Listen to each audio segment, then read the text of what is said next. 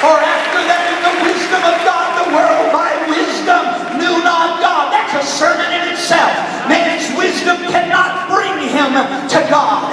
Education, philosophy, mankind's highest, loftiest thoughts fail to bring him to the foot of God Almighty. But it pleased God by the foolishness of preaching to save them that believe.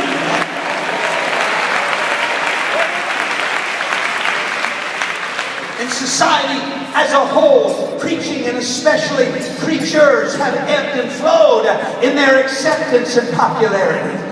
In the early church, being a preacher could be downright dangerous. Stephen was stoned.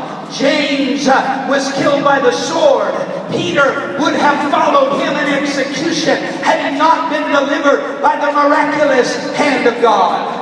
All of the original apostles, save one, according to tradition, were martyred. Paul was beheaded. Of course, Constantine changed all of that. During the collapse of the Roman Empire and the Dark Ages that followed, superstition surrounded the preachers with mystery and turned them more into myth than men. To this very day, preaching has ebbed and flowed, risen and fell in the esteem of man. During the passing centuries, the state of preaching was always an indication of the state of the church as a whole. Three men wrote a book not long ago, Graham, Cleanard, and Norcott, and they discussed the link between preaching and the health of the church through 2,000 years of church history. Here is what they say, and I quote, "Whenever Christianity has made substantial progress, great preaching has led the way." In the history of Christianity, there have been 5 great centuries of growth and development. These same 5 periods are the 5 centuries of great preaching.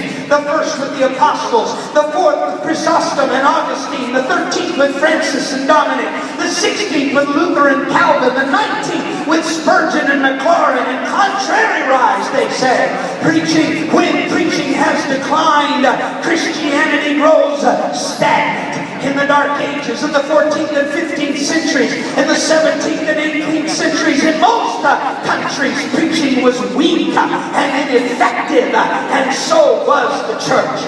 I would add to this statement that it can be argued, and I believe convincingly, that the rapid growth of sustained enthusiasm and the strong appeal of Pentecost throughout the 20th century is a direct result of our continuing emphasis on preaching.